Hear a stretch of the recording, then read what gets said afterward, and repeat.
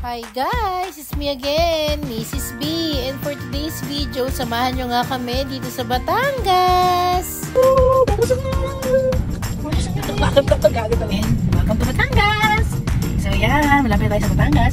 At walang kasawa-sawang maglangoy. So after 2 days from Boracay, kinulang pa kami guys. Kaya nag-decide kami mag-Batangas naman. So walang magpapahinga.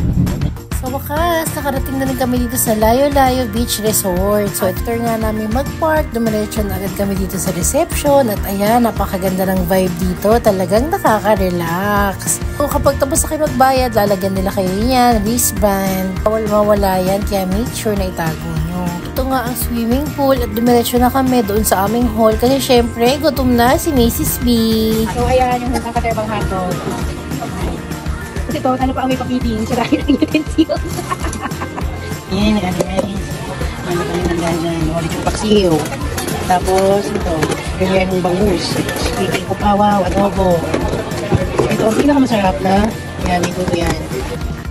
Dahil nga sa sobrang init, ayan, Sir Mana, wala sa mood.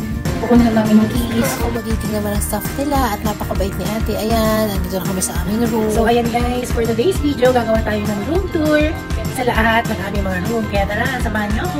Abangan sa part 2. Ayun lang. Bye! Thank you for watching!